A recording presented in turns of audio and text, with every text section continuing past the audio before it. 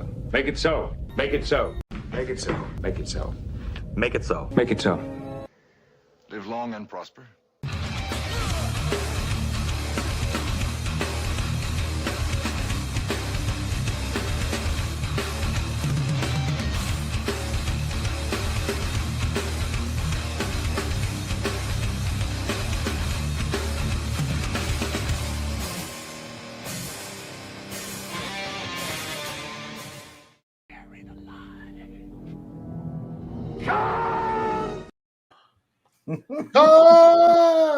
Welcome back to the Red Shirts. Tonight, joined by Brian Master Nunn, Security Officer, Nerdy Geek Communications, and First Officer Mark Spears. What's going on, guys? Welcome aboard. What's up, guys? What's going on? another wonderful week in Star Trek. Yeah, It's always a wonderful week in Star Trek. right? Yeah. So, Mark, as I learned a few weeks ago, you are a huge Star Trek fan. Yeah, I'm a Star Trek and Star Wars. I love them both probably equally growing up because there was more Star Trek content to consume because Star Wars when I was growing up, 3 movies? That's it. Nothing. And Ewok movies. That was it. Ewok movies. We don't Yeah, talk about those. those were questionable. Yeah, all that was movies.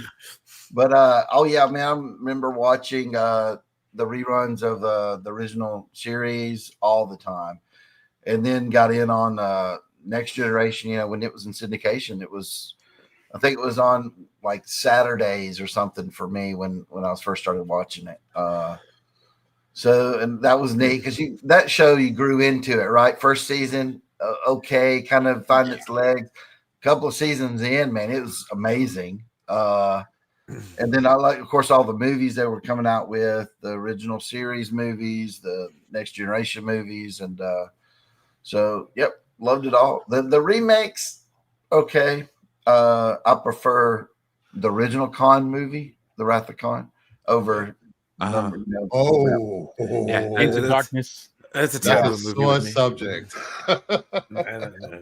But I'm sad there's not much more Star Trek movie content. Now, of course, there's Star Trek TV content. Love Picard, the one, what was it, season 3? Or was it season amazing. 2? Yeah, season 3 when they all came back. Everybody came back. Oh, Yeah. God. The first 2 were okay. I watched those, but when they had them come back, and it wasn't just, I was thinking, it's going to be fan service. It's just going to be a bunch of, they're going to show up, make a little cameo.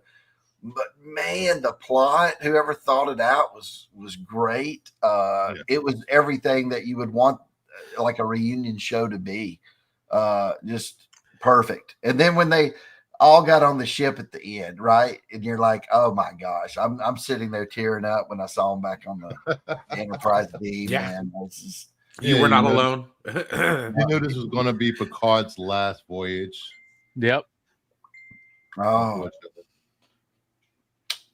I was hoping that they would announce a 7 and 9 series. mhm. Yeah, it felt like it was Yeah. primed for it. Yeah. Well, when they kept talking about, what was it, Star Trek Legacy or something, they kept Yeah. saying they might do something That's what it was supposed to be. Next Generation and all that kind of stuff. And the characters they set up, like LaForge's daughters, Yeah. and all that, great characters. Usually when you have kids of characters you grew up with, you're like, oh, that's an annoying kid. I don't like them. It's just not, they're just not, but they actually wrote them very well. I really enjoyed the kids there. But the whole plot and everything I thought was great in Picard. That's probably some of the best Star Trek I've seen, but I couldn't tell you when. Of course, Strange New Worlds. I've watched some first season. I need to watch this one. Y'all been watching it. You telling me it's good? Yeah. Yes. I gotta watch it because what I watched I really loved. I just I forgot that it was on there, and I haven't got to watch this one, so I can binge watch it. Yeah, they have really grown the cast and developed the cast really well, and everyone seems to work well together. And what's his name? Peck, that plays Spock. Yes. Yeah. He does such an amazing job. Anson as Pike. he nails it. Just nails it. I'm going to be so sad when this series ends and another, was it 2 more seasons? Yeah, 2 more seasons. Yeah, but obviously Peck is great. I mean, whenever I told you who his grandfather was, it's like, well, obviously he's got that screen presence like his grandfather. Yeah. I didn't even know that until you said anything. Could you tell the audience who his grandfather is? So Ethan Peck's grandfather is the great Gregory Peck. Oh, Yep. wow. I did Yep. not know that.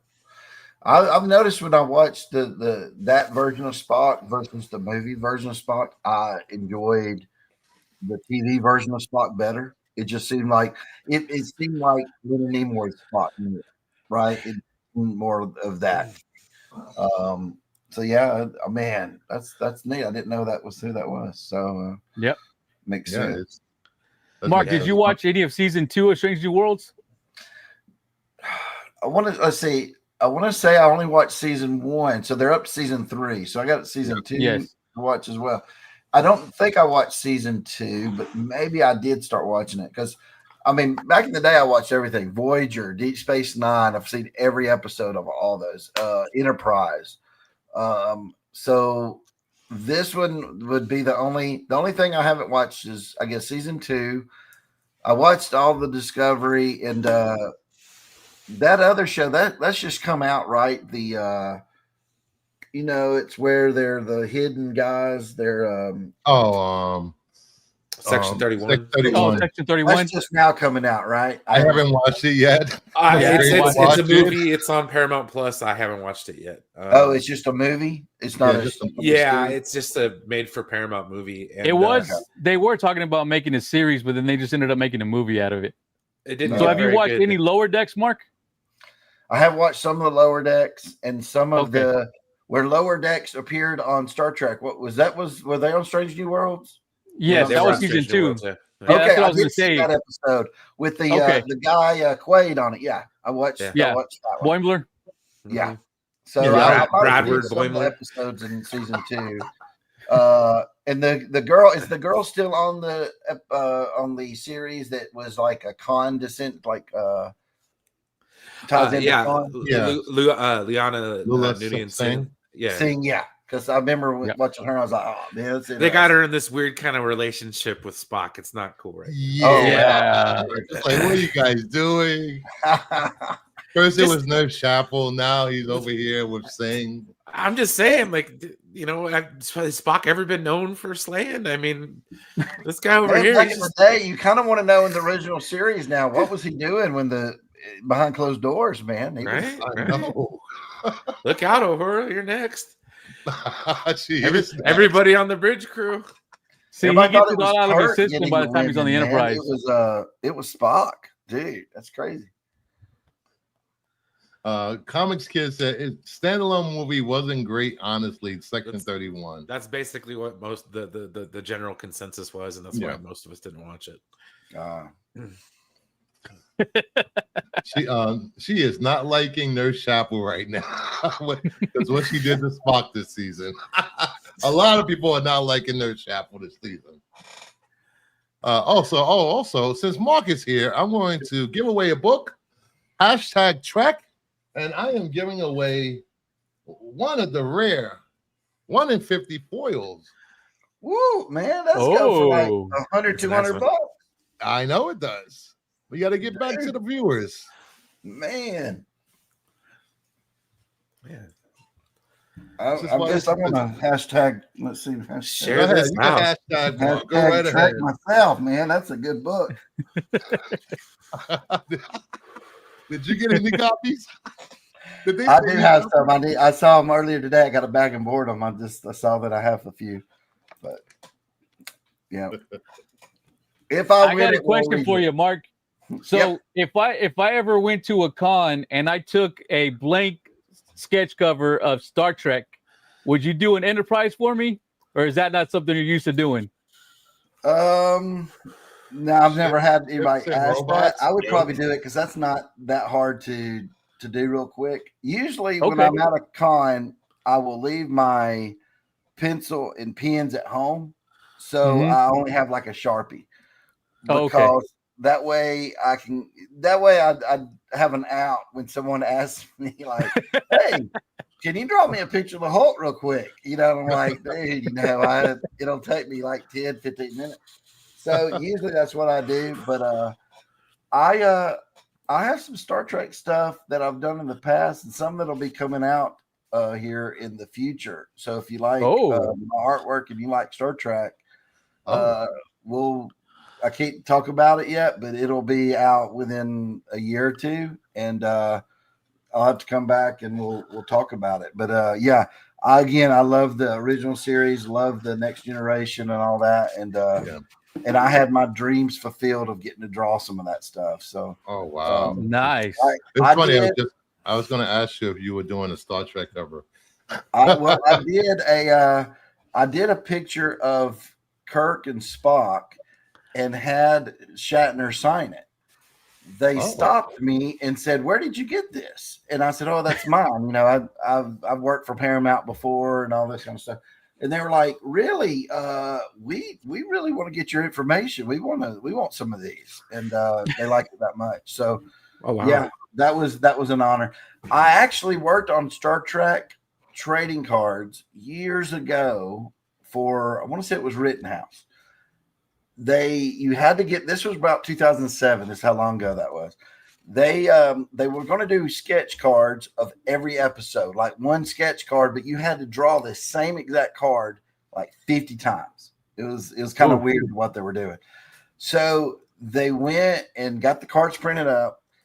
You drew test shots. So I drew a bunch of Star Trek scenes from different things. They picked what they liked, and they picked one of mine, and it was a Kirk scene from it's where he had the supercomputer, if you remember that. I don't remember what episode it was in the original series. Well, and so they sent me my cards, told me to go ahead and start. I did a couple of them.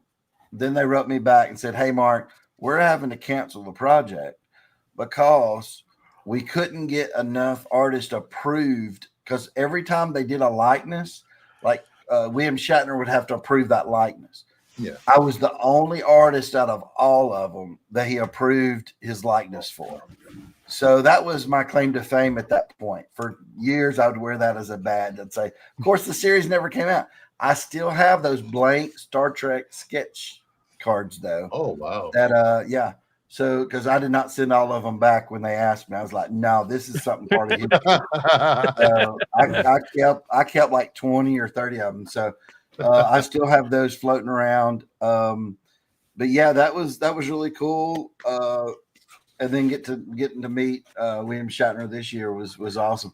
2 years ago, when I was at my first con, he was there, and I got to eat tacos. Like, he was like 2 feet from me when I eat tacos, and he's eating tacos, and I'm sitting there telling everybody, "Man, I ate tacos with William Shatner, man. That's how awesome." But I was scared to death to talk to him. This year I talked to him, but that's really cool. And another Star Trek story, Brent Spiner was there in 23, and I wanted to go meet him all weekend long, but I was too busy, and he had a big line. But I'm back in the green room, sitting there with my wife the last day. It's a couple hours left in the con, and there he walks up with his luggage. He's leaving for the airport, right? He's done. And I just said, "Oh, are you leaving?" And then that's all it took. He walked over to me, and he talked to me for like 25 minutes. Oh, nice. Oh, wow. That was awesome. Dude, he sit there, and he's so funny. I don't know if people that know this, they would think Data is not, the Brent is hilarious. So he got my name wrong, and then he kept messing it up, but it was on purpose, and then and I told him, I said, "Well, I have a brother named Brent," and he goes, "Oh, really?" And then he used that crazy last name he came up with, and I was like, "Well, no, that's not it." But then I started asking, because I thought, "Hey, man, this is the only time I'm going to get a chance to ask him about Night Court." And he went off about Night Court, talking about how much fun that was, and the character, and coming back. This was actually, when he was there, Picard season 3 had just shown on air, right? Yeah. So you just got to see that. So that was neat. They had a bunch of Star Trek guys there from the next generation. Awesome. So yeah, I got to see him. He was just so great. And that's what you want. You want the experience. I didn't get him to sign anything, but just to have that experience with him. And I gave him some trading cards. I said, I don't know if you could take these with you because they're, they only have so much luggage that they're taking. Yeah. And he probably threw them away at the airport, but he took them for me. So, but yeah, man, that's my Star Trek. I don't have any Star Wars stories that way. It's more Star Trek. Oh, that's because you don't go to many cons. That's true too. I don't go to many. I've been to Expo twice. Yep. And the Farley Con. And then that's about it. I went to one that was in Metropolis. It's not really a con though. It was a celebration event for Superman. Yeah. Did that last year. And they had some Superman actors there and stuff like that I got to talk to. The guy who was the bad villain, what was his name? In Superman 4, who was the bad guy? He had solar. Nuclear Man. Nuclear Man. He was there. Got to talk to him. He was right beside me, so we talked a lot. And he's an awesome guy. And then they had the girl from Smallville, Lana. She was there, and I think Brandon Ralph was there. I didn't get a chance to talk to him, but it was a neat little, I guess you would call it a con, but there's, a few vendors, there was a few artists, and then they had a few actors. So it's it was almost like a fair or something, because you would walk. Metropolis is a very small place if you've ever been, and it's a very small town where they kind of close everything down and just have this big event. So it's really fun. If you're ever in Illinois, Metropolis, Illinois, I would suggest to go. I've been trying to get Mark to go to Baltimore since last year. That's not to sign anything, just to hang out, walk around, look at the books, go in disguise. See who's I was about to say, you books. think he could walk around a Comic-Con and not get mobbed? Well, only this year did they start figuring it out. But the other years, I could walk around, like even my logo con, no one say a word to me. They didn't know who I was. This at Farley Con, I was walking around when I was taking my breaks, and I could see them off my side vision. They're going, "Hey, there's Mark Spears over there," and then they would.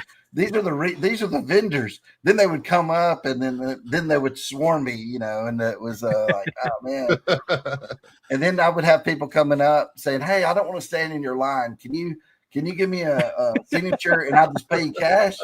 And I'm like, dude, I just signed it for free. Just like, I understand, it's okay, but yeah, that's a weird feeling, because at home, I never get recognized or anything asked for a signature here. I go to my comic book store here, no one says a word to me, right?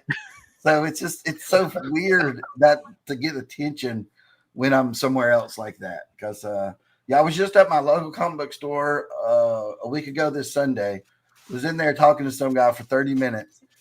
No one ever walked up, said a word to me. I went over there because I said, "Hey, Melissa, my wife," I said, "let's go look, see my comic books on the shelf," because I never get to do that because we barely go to stores anymore when the books are out. And I was just looking. I see the monster section. I see a bunch of Dynamite books over there.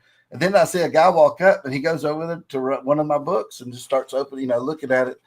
And I'm like, he likes my cover over the other covers. But I didn't say that to him, I didn't want to, my kid was like, "Dad, you just pick it up and just scribble on it and give it back to him." And he's probably like, "What you doing messing up my book?" So Put it down and grab another one that was get another one. He's like, "I don't want that crap." Your golden Superman is finally coming. Yellow golden Superman is coming out this week. Oh yeah. Superman Unlimited. That one. I was watching a few videos, and some people are confused. They think it's the lighting. It's not the lighting. That's what the character's costume is going to look like. Yeah, it's gold. I don't know inside if it's gold, but that's what they told me to draw on it. The gold. I'm looking inside. I got my comp copy like last week. But they said they wanted the gold from the action figure, the Superpowers action figure. Yeah. But dude, I don't really see a gold suit inside. I don't know. I think They wanted that on it. What's interesting is there's this little, like little blurbs and stuff where they're talking about stuff. And there's one of my covers, but it's actually they're just talking about like the Phantom Zone and stuff, which is cool. They reused my art. That's neat. That is cool. But no, he's supposed to be gold. So it was weird because I do have this blue light hitting gold and I have a regular light hitting it. So, but that's the only way I could think of to do it to make it interesting. But I do like this.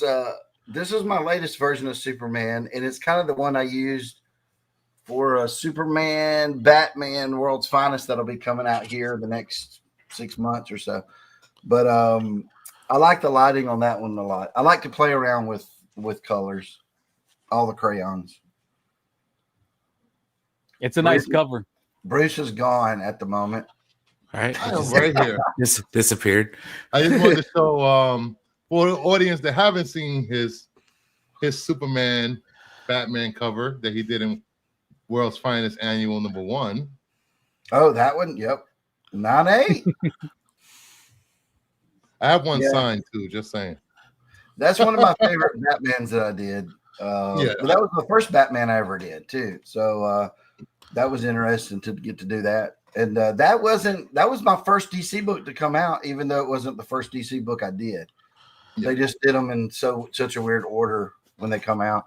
Because Bruce knows that I have a lot of those. I guess I would call them card covers. That looks like a card. I got 13 of those, and the only ones to come out so far is Aquaman. So they got all those coming out over the next year or 6 months. If you love the Super Friends, you will love these card covers that are coming out. Flash Zoom. Yeah. Lex Luthor. Darkseid. Bizarro. Wonder Sinestro. Woman. I need to go. They've asked to do more because I'd like to complete the set, have Green Lantern, of course, do him again. And I would like to do a Batman and Robin on the cover. That would be neat for it. I did a Crypto with Superman on it. So I told him, I said, let me get done with Spawn 77, then I'll go back and I'll probably do some more.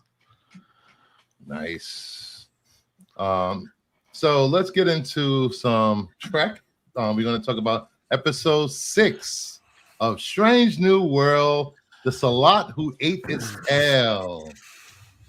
Episode starts out with I forgot her name, Captain Varel. Varel.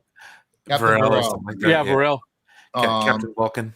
And Lieutenant Commander Kirk is being a douchebag to her, saying, let's go down to the planet. Let's take risks. Let's not just be a science vessel and survey. And they're going back and forth. And next thing you know, the planet explodes. Then we get into Galactus ship. It's Galactus. It's Galactus, the Devourer of Worlds. Galactus, it is such a huge ship. And apparently, on one of the tentacles, there was the TARDIS. Yes, I had to look back and see if they had TARDIS on one of the tentacles of the ship. Did it? I need to go see. The ship is the USS Farragut. It's pretty much disabled after this world-eating ship blasts through the planet. And of course, you get Kirk by himself, blah, blah, blah. You got invaders. Their phasers have no effect on these invaders in these suits. What did you think of it so far, Brian and Nerdy? I know Mark hasn't seen it yet. We'll make it brief, that way we can jump into Wrath of Khan. Y'all can do spoilers. It ain't gonna hurt my feelings. I like this episode a lot. It had like the thing I liked about this show a little bit. At first, it was kind of an annoyance, but now I'm kind of like pleasantly kind of going along with it. It's very Star Trek tropey. So like, if you can think of a Star Trek trope or something that's been done in Star Trek before, yes, you're gonna see it in this show, but just in a different way. So like this kind of had just echoes of like 5 or 6 different episodes, and then once you get to the final reveal at the end, it kind of just like warps your mind. But it was really good getting to see Kirk do his stuff and how they had to use old school communication forms to, this was great. They pulled out the phones. I was like, where did they get phones for? She had the Atari, bro. She had I was about to say that she had an Atari 2600 in her room. I was like, why does she have an Atari 2600 in her room? She's a collector, bro. She was alive in the 80s, dude. That's right. I think she was long lived. 5,000 years old. Yeah, she's kind of like Guinan's people, and then number one over here using the flight sticks to control the ship. That was the doctor was using the other one. Yep. Yeah, he was using the Joy-Con or the joystick from the Atari. Yeah. No, it was great. What I love is I always love it, and Star Trek, it seems to be the only thing that really does it, is whenever the Farragut starts getting bombarded by the pieces of the planet and is obviously in distress, how the Enterprise comes in and puts itself between the debris and the Farragut to protect it. I always love how Star Trek always does that. Whenever a ship is in distress, the other ship will put itself between it and protect it. I've always loved that about Star Trek. Exactly. And like Cosmic One says, it was like an old school episode of Star Trek. Yeah, so you get Pike and his crew come along and they get swallowed. The ship gets swallowed. Yeah, it's like a giant by the beast. ship and disappears, and that leaves Kirk as the commanding officer on the Farragut, along with Spock. Who else? Chapel. Who else? All the original crew. Oh yeah, except for Pike. Oh no! I'm talking about that was with that was on the Farragut with Kirk. Yeah, it's all the original crew. Yeah, pretty much. Spock, Uhura, freaking Scotty, everybody that's on the show currently that was a part of the original series was on the everyone that's not gonna die before season 5. Is it bad I watch this show waiting to see who's gonna bite it? Yes. No. They keep making it seem like Ortegas is gonna bite it, because there's been twice where it looked like she was gone. I don't like Ortegas. I really don't. I'm not a fan of her. Give me Sulu, please, and thank you. Where's Sulu? Bring Sulu aboard, please. And then we learn at the end of the episode that the big giant monsters are humans. Yeah, they built a colony ship and went out into the vast yonder of space, and they ended up becoming scavengers and pirates, basically. Operating a giant living vessel. They were a group of scientists that left Earth, and they just became this big world conquering, killing everyone, just taking resources as they needed. I think that was a big it really impacted the crew, because they can't see humans doing this in the galaxy. And I thought this was like such a wild reveal. Well, their view of humanity is completely different. The Roddenberry version a la Trek versus what the writers put on the page for this. You know what I mean? Yeah. So I think they hit it pretty good. They weren't too preachy with it like they did with season 2 of Star Trek Picard. I liked it. I liked it a lot. Yeah, I thought this was for me, this is, besides for the first episode of the season, this is my favorite episode so far for this season. Yeah, it's clearly the original scientists leaving Earth. The picture looks so fake. Really fake. Come on, it's Star Trek. What do you want? No. Just the way that the faces looked in the mask is just hilarious. It was a big shock when they revealed the individuals. Yeah. Yeah. So, Anyone else think that one right there looks like a young Ethan Hawke? I think. Right. I was thinking the guy from 30 Days of Night. What's his name? Oh, Josh. Yeah, Hartnett. Oh, That's Josh what I Josh was. Hartnett. That's what I thought. Yeah, I can see that. Yeah. Hey, Pickles. So now that we've had an appetizer of Star Trek, let's get to the greatest movie. One of the greatest movies ever The made. film that saved Star Trek. We The wouldn't be film talking that about. saved We wouldn't be cinema. talking about Star Trek right now if it wasn't for this movie. True. We got the Wrath of Khan. If you don't know, this was a direct sequel to season 1 of Space TOS Seed. Space Seed. Nicholas Meyer. Such a good cast, such a good movie. When Chekhov and the captain get to the planet and he realizes it says Body Bay inside the cargo holder, that was like, what? He was like, what? Let's get out of here. Right. Well, and not only that, but I'm fighting every nerd urge to point out the fact that he wasn't a part of the crew of that season. But okay, moving on. Chekhov. He told that to the writers so he can get in the movie. Like, I'm sure they told him about it once he became part of the crew. They're like, oh, this one time we found this dude, Right. Khan, we left him on a planet. crazy. Dude, first from the moment go, the James Horner score in this movie, like I said, I went crazy for the one last week with James, Jerry Goldsmith and the original Star Trek theme, just because of how much you've seen that just everywhere. That ended up becoming the theme for Star Trek.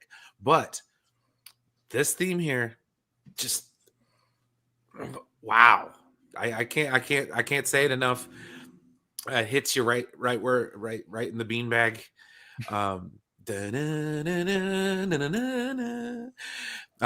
Just yeah, dude, come on. Christy Alley's one of her, her kind of a star debut. She was such a great character in this movie. I mean, I wish we would have gotten her playing that character in all of them, because that character returns, but that's the only time Christy Alley did it, and she was so good. The only thing I didn't like was when she said "damn." I was like, when do Vulcans curse? What? It's because she was supposed to be half Romulan too. Oh yeah. You know what was kind of slightly ironic? Okay, so this last week's episode of Strange New Worlds was kind of Kobayashi Maru-esque. Yeah.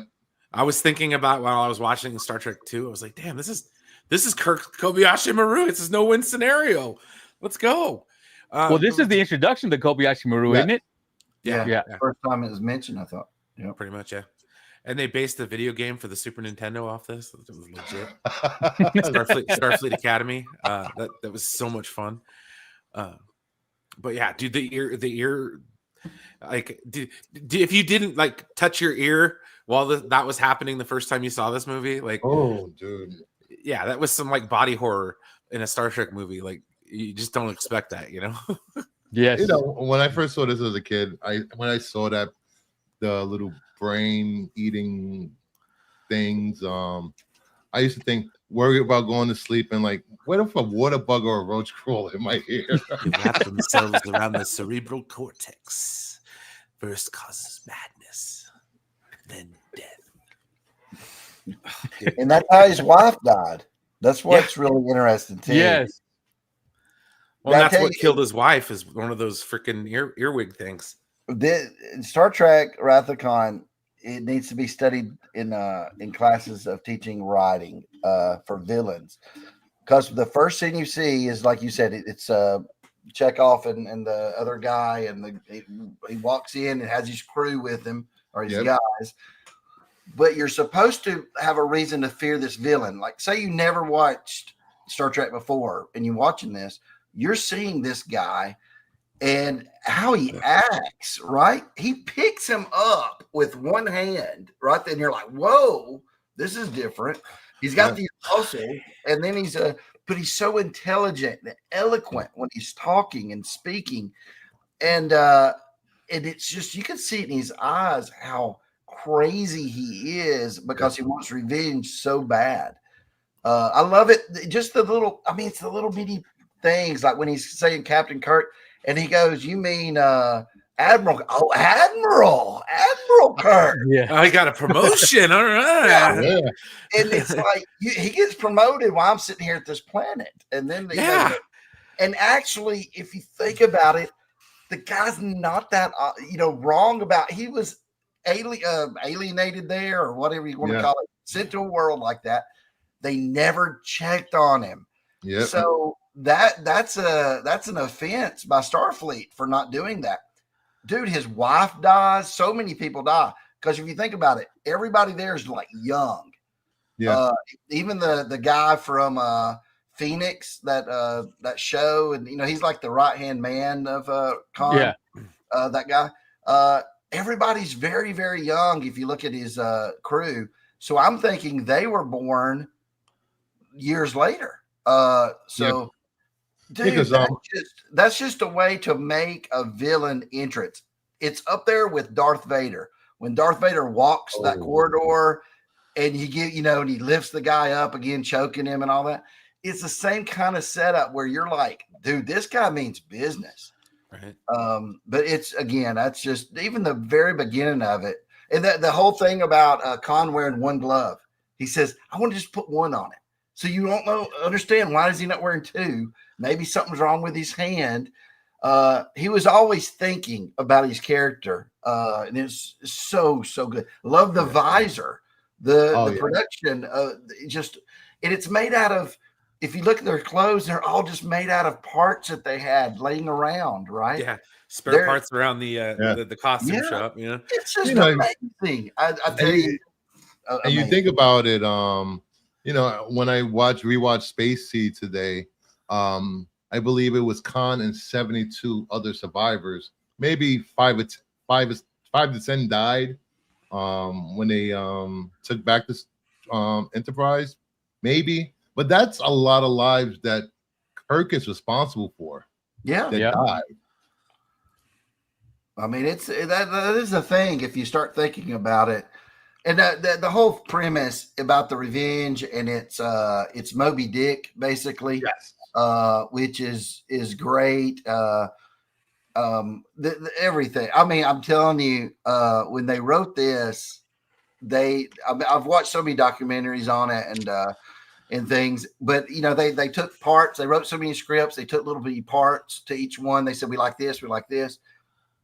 But the little things that they put in there is just amazing. The way they talk and everything, just loved it. And then you find out he has a son. I'm pretty sure he has like 25 kids out there somewhere trying to claim him. One of them's probably green too, I'm thinking. I think so. He hasn't being generous. He didn't meet a species that he did not like. I love the thing with the son, but when I was watching it as a kid, I didn't really understand it as much. Now I see it because it's all the passage of time. You're showing Kirk being vulnerable because he's not Superman anymore. This is kind of what you wanted in that Luke Skywalker to be later on, where passage of time and he's getting older. This is what you wanted The Last Jedi, I think, to be. But this shows you Kirk is vulnerable. He has to get the lids out to read. He's got a son that he doesn't know about. And I just love the line where she goes, how are you feeling? He goes, I feel old. He goes, I got a guy out there who wants to kill me. Don't know why. I got a son he never told me about. And especially as you get older watching this, you're like, wow, it just speaks to you, man. It's so good. So poetic.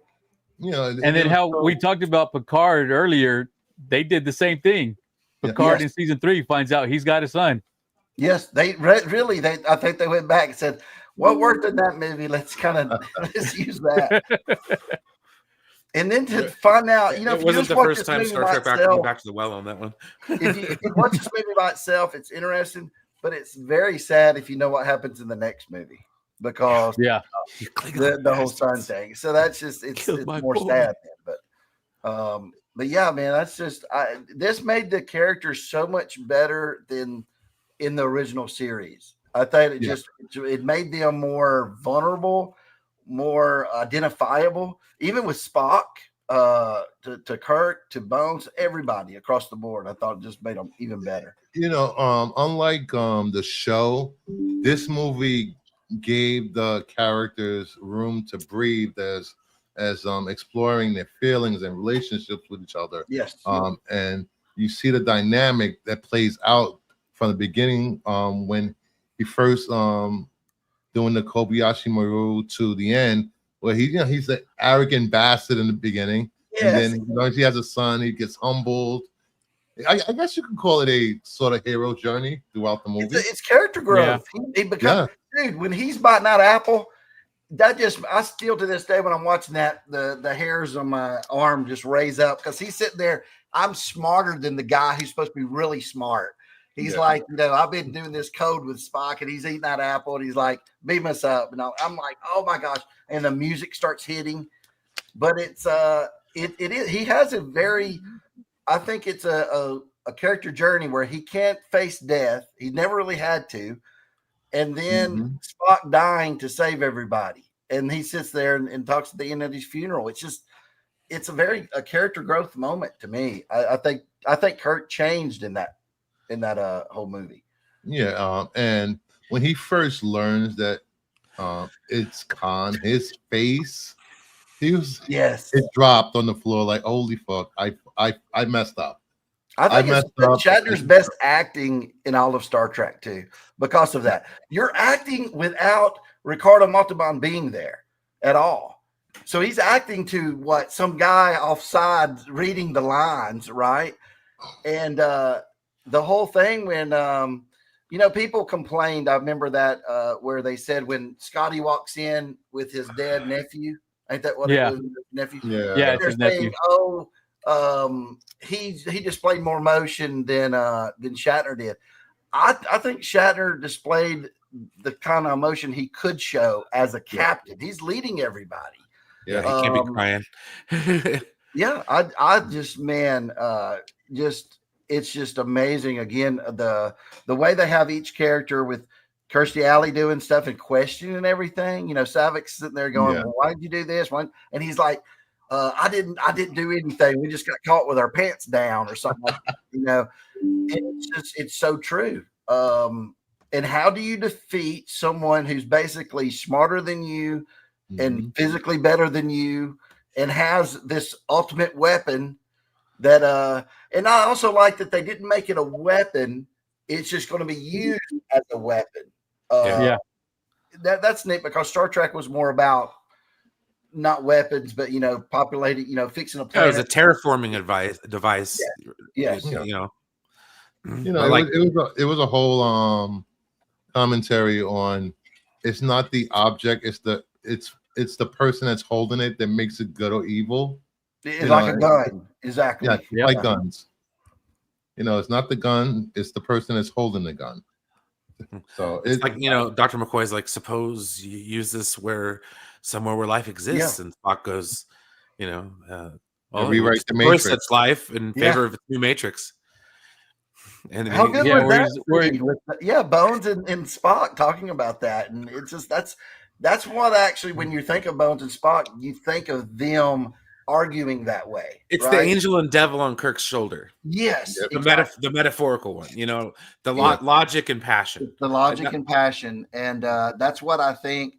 Honestly, if there was an episode that says, "Well, Bones and Spock never existed," that was Kirk's, inner demons. That would they wrote it perfectly like that. I don't know, on the show they kind of did, and in this movie it was perfectly done that way. Where you're actually seeing everything that's happening in Kirk's head with Bones and Spock talking.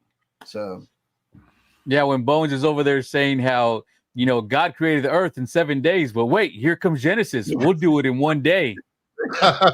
Such a great line. I mean, it was so weird for them to invoke God in a sci-fi show.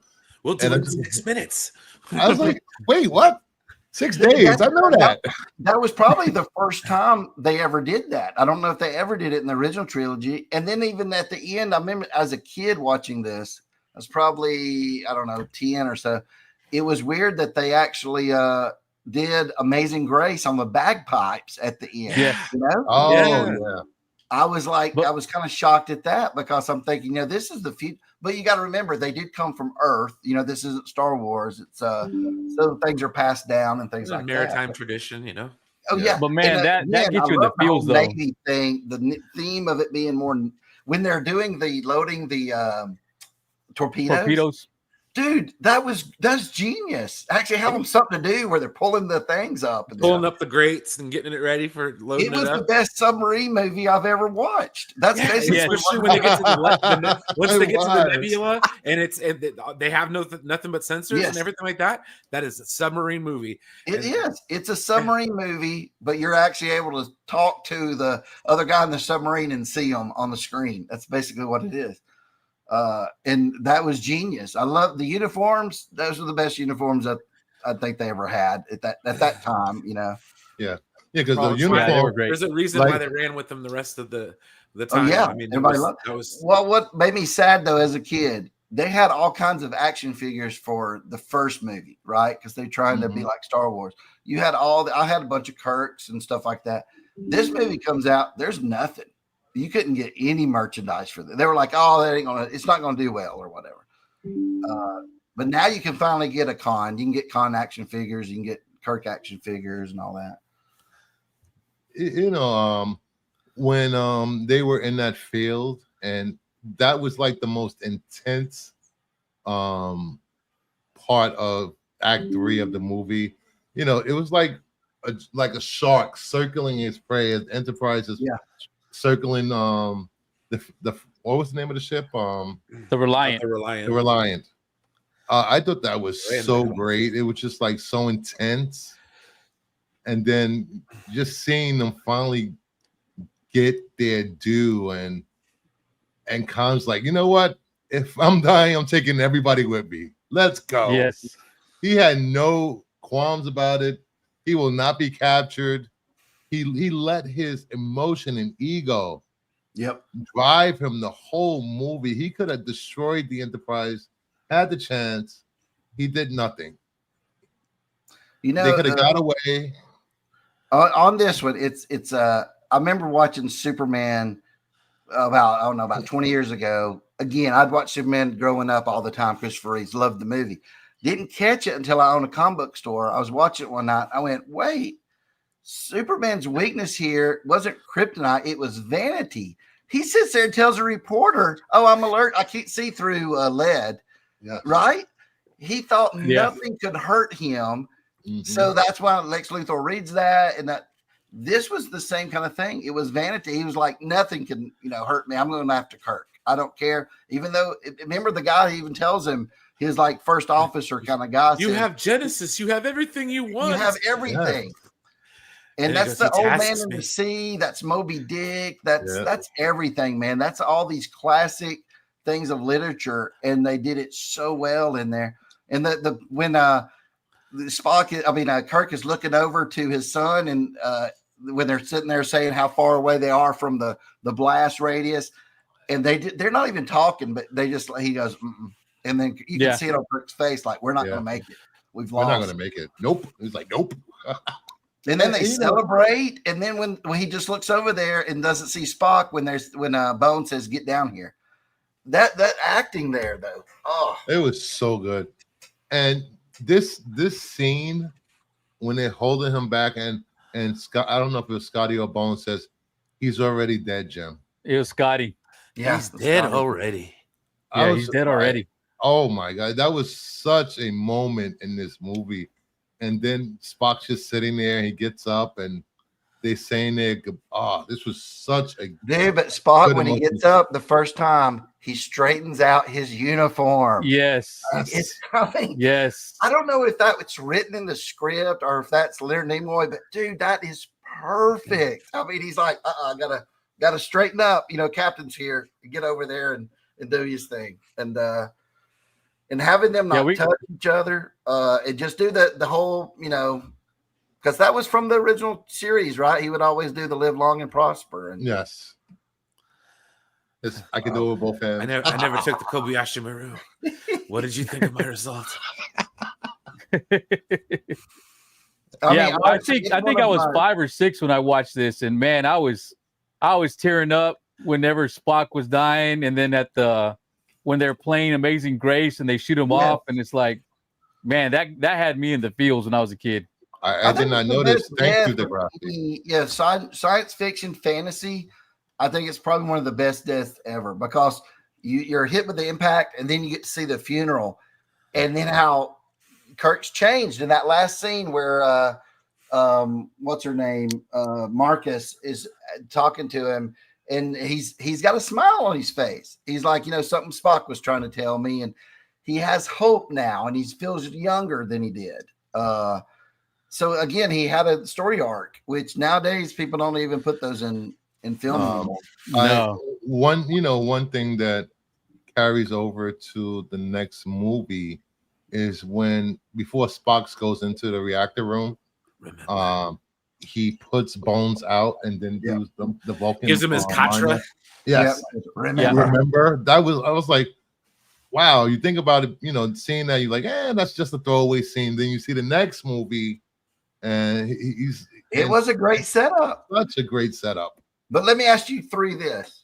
Go ahead. Should they ever have brought him back, or should they said, nope, he's going to be the guy that will be never bring back, and this death means something? That's a tough one, because if you think about it, like on a business standpoint, if they hadn't have brought him back, we would never have gotten Star Trek 4 or 6. Yeah.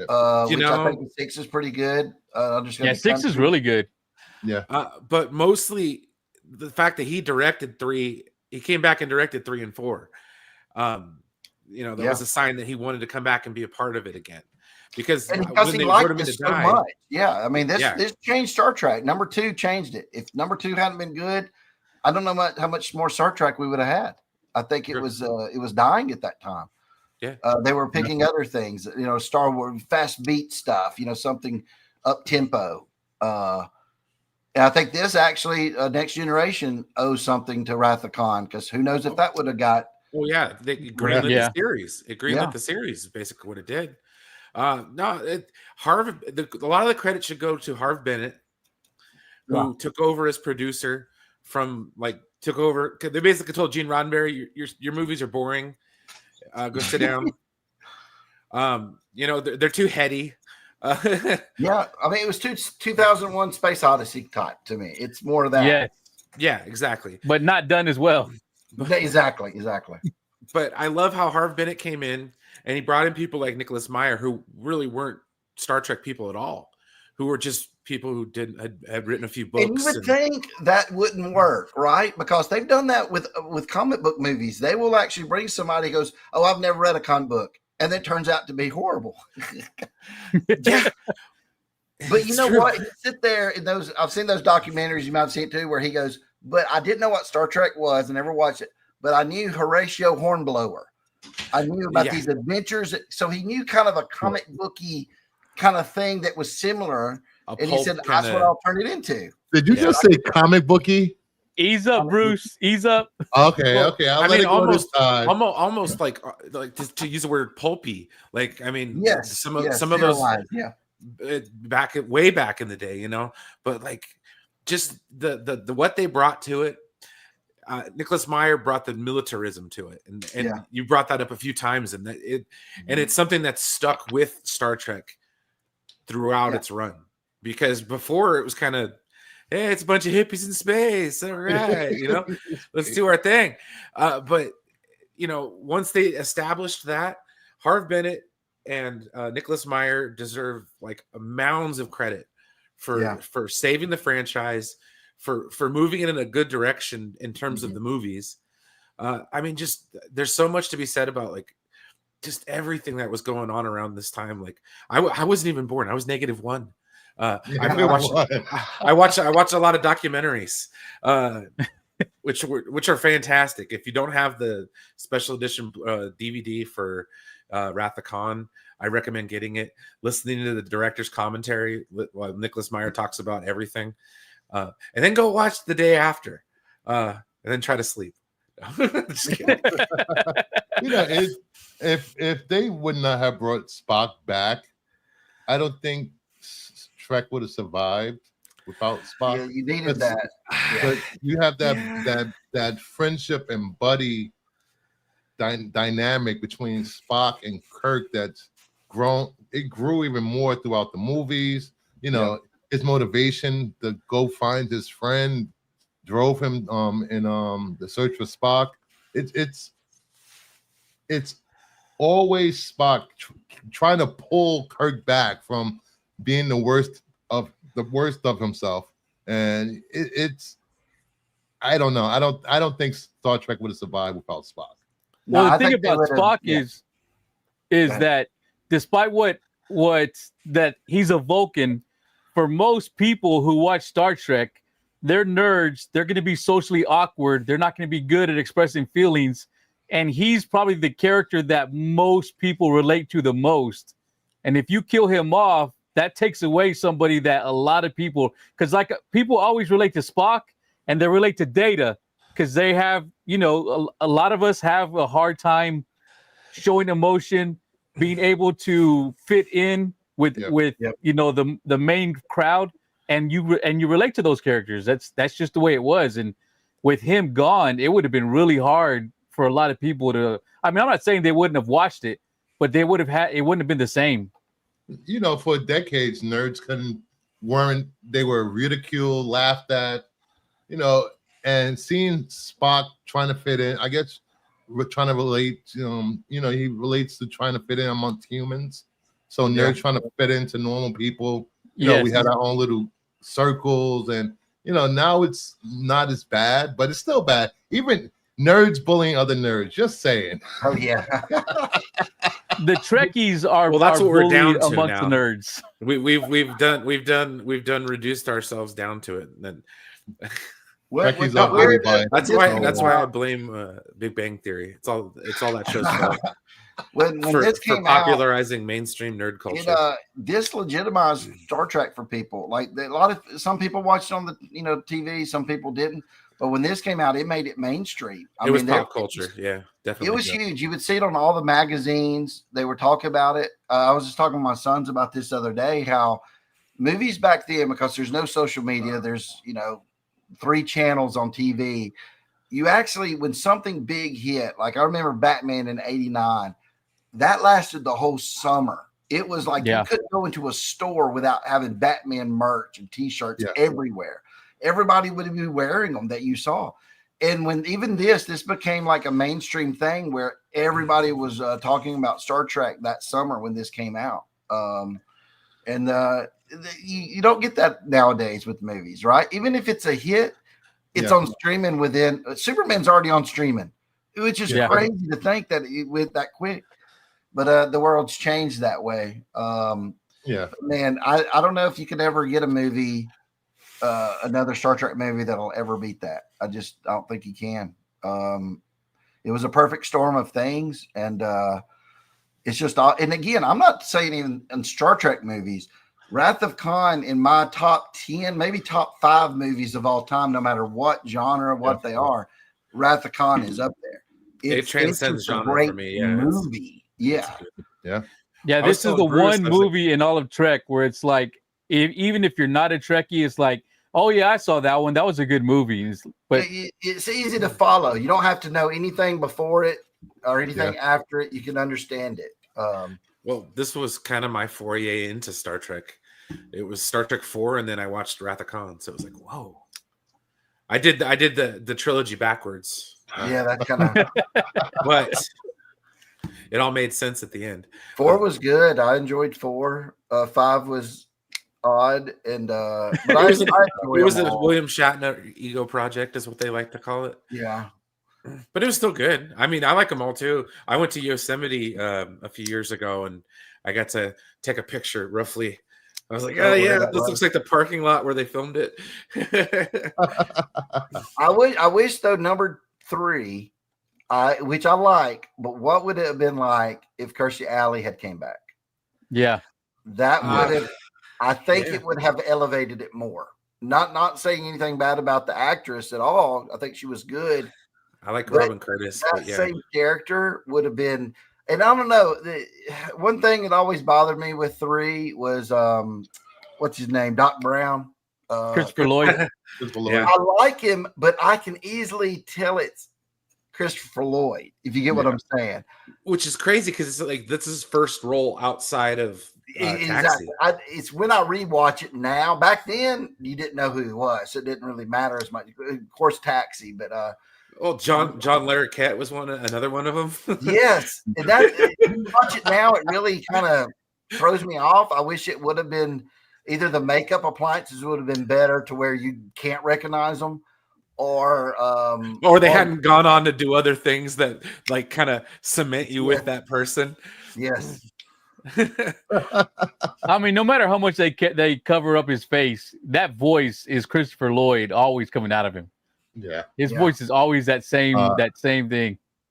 I got a comment from Gary B. The casting of Ricardo Montalban was also very important. He was perfect for the role. And at this time, he was a huge star at this time also. Oh, yeah, on Fantasy Island, right? Yeah. And he had to fight to get them to have some skin. They was going to cover him up. Yeah. And he's like, You no, wanna show his man, chest. I'll work out. Let me show some skin off. And so all that was real. He was in great shape, they said. I mean, he chewed up the scenery, but man, he did it so well. What an actor. I mean, I don't know anybody else that could have done it better than that. I mean, he was amazing. Yeah. You know, every scene he was in the original episode and the movie, he commanded the scene. Yes. You could tell that his acting was, I hate to say it, was far above everyone else in the movie.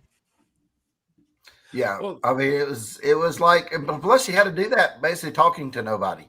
So he was doing it like a stage play, right? Yeah. He was sitting there in front of just some TV cameras or film cameras and acting. When the other ones are like, they're used to it. They've been around each other before and they knew what to do. But again, there'll never be another Star Trek villain as good as Khan. And it's not because of the story or backstory. It's because of the actor that did it. It was just everything down to the mannerisms. Yes. Well, I mean, I like, Terrence Stamp just passed away, and it makes me think of Zod. And there have been other Zods, but dude, something about him, saying kneel before Zod, like he just didn't care about nothing. Yeah. That was just great performance. And it made that character better.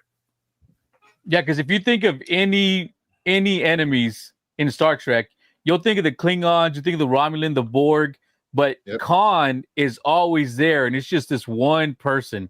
You don't think of an individual of anything else except for Khan. Yeah.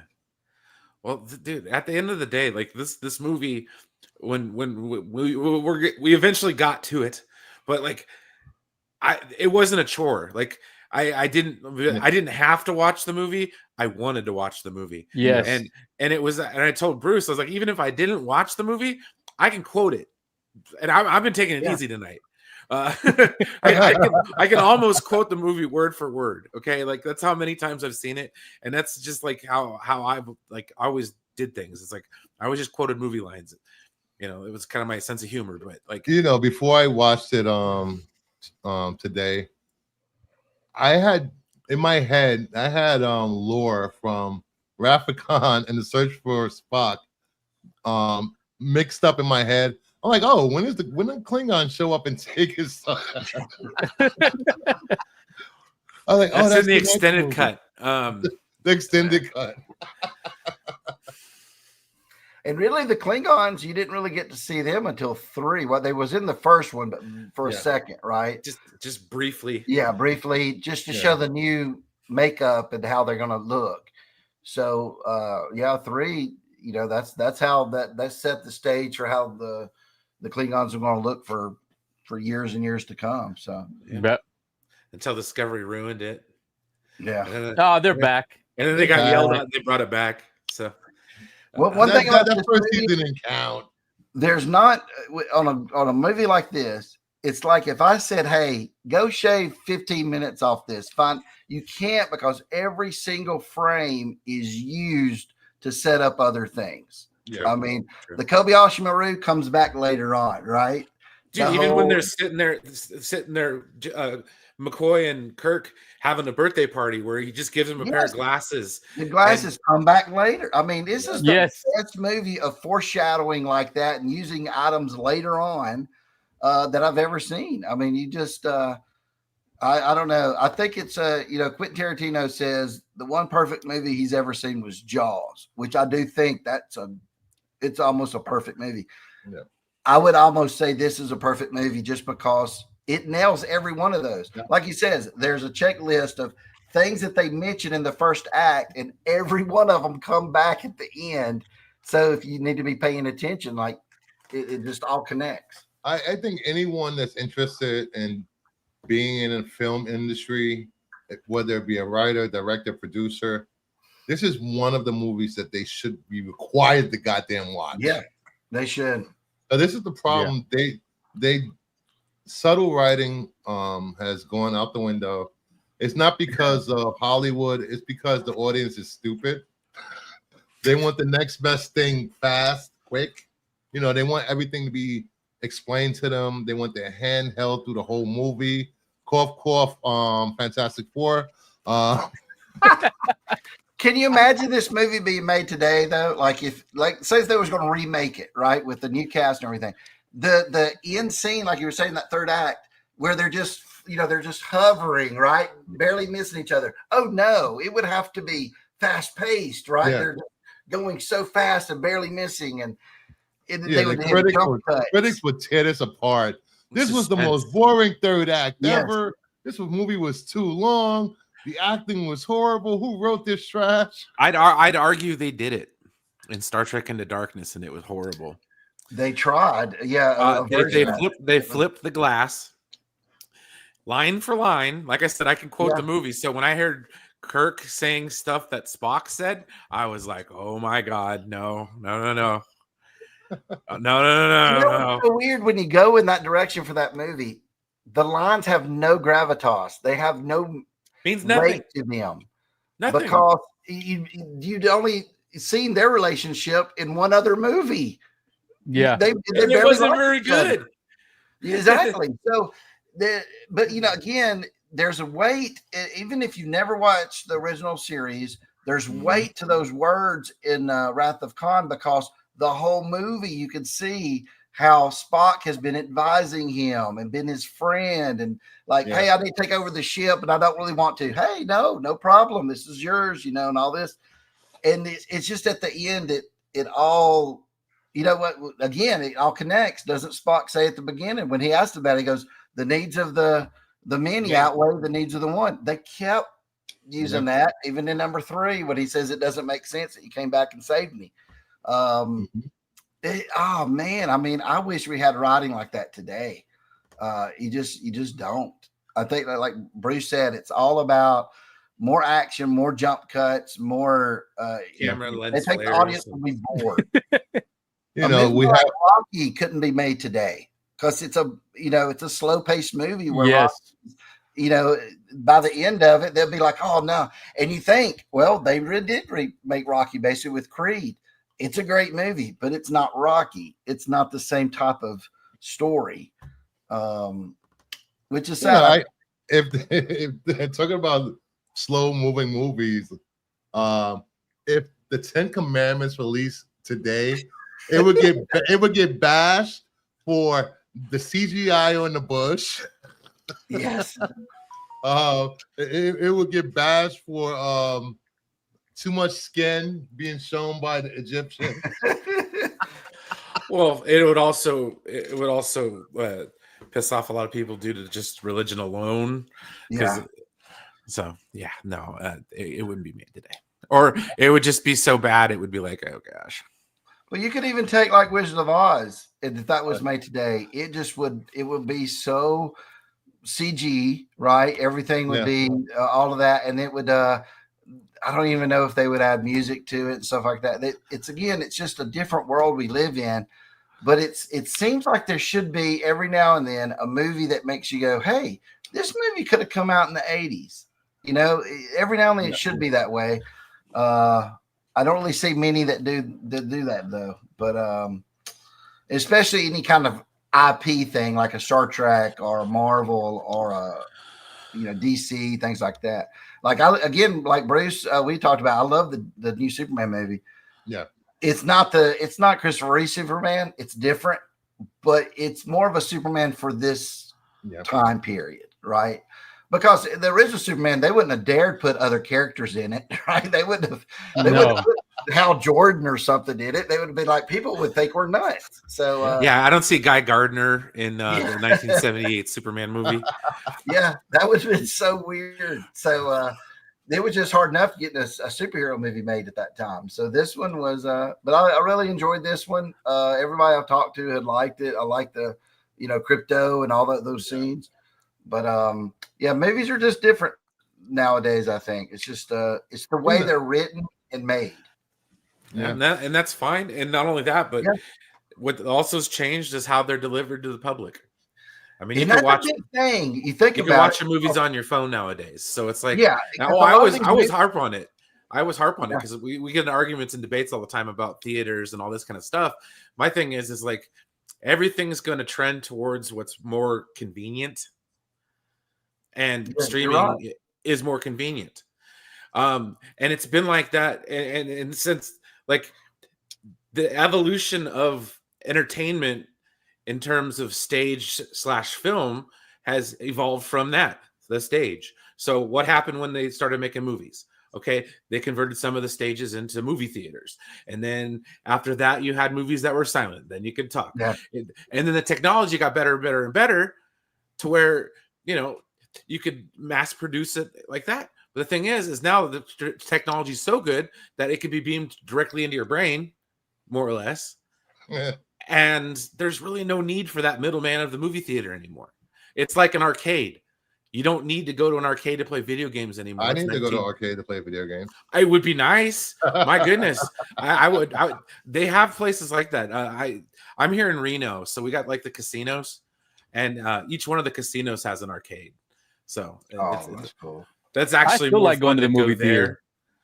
I do, but it's got to make sense. You know what I mean? Like I think the movies aren't like you. That's exactly what you're saying. Movies nowadays aren't really made for the theater experience. Not the general movies. Some of them are because they think, but nowadays they're thinking, after this is here, it'll be, on streaming and, so they don't really make it more for the big theater experience. Back when this came out, I don't even remember if there was VHS at this time. They're not even thinking about afterward sales, aftermarket, like on VHS or DVDs wasn't even a thing. So I think they were just thinking about what's the best experience you can get. And nowadays, like you said, it's more, can it be watched on your or some device? Because a lot of people are consuming content that way. They're not even consuming it on their TV. So it just changes. It's just like comic books. A lot of things are changing. I'm not giving up my physical comic books, damn it. I don't want you to. Go out and buy Monsters, as many copies as y'all want. I got 135 pre-ordered. I only have 100 pre-ordered, so I got 135. 35. 135.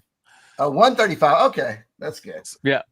We got some new announcement this week about keep an eye out, but we're doing the golden ticket idea. I'll talk about that more. Where we're doing the 13. They're going to be called Unholy Grails.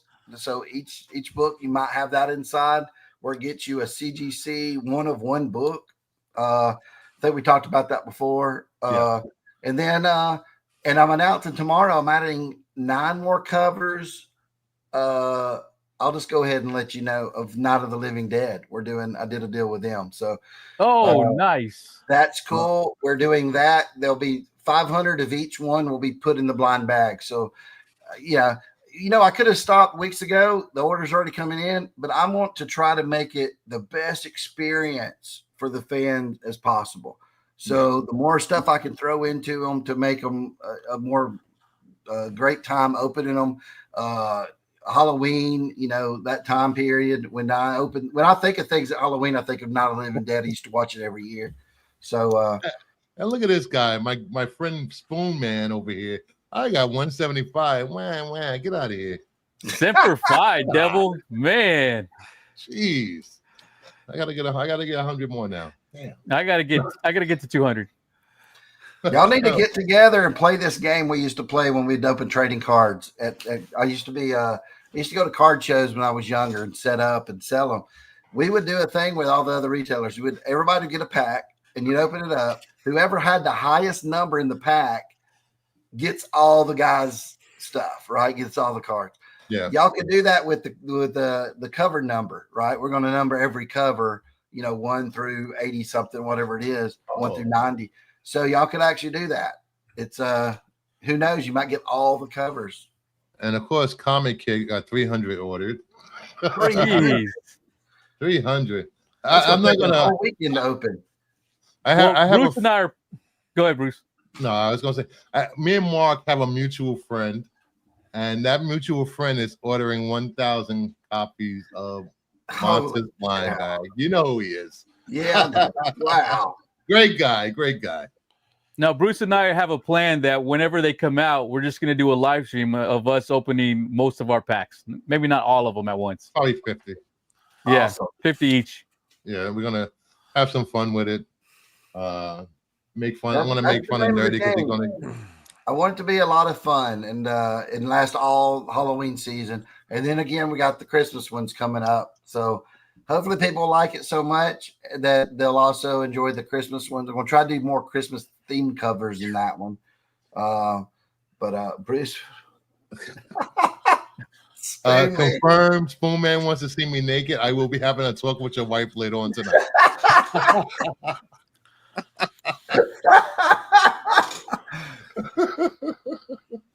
Yeah, trade among friends.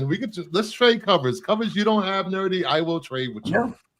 We've done that before with Mark's books. Oh, that's right. We already did that with the cards. Yeah. We said we traded cards. Booked the cards, which was a great idea, by the way. Yeah, I'm trying to make it to where it's kind of like trading cards, but I'm trying to also watch that line where I'm not oversaturating everything. So after Monster World comes out and Monsters 8 with the Christmas blind bag, I'm probably going to cut back covers to where it's only like 3 per issue or something, just for a little couple months to give everybody a breather. Because I mean, I know that the blind bags will keep going for months and months. People will still be getting them and opening them. Yeah. So I think it's going to be good for the industry. I think it'll be great for the monster fans out there.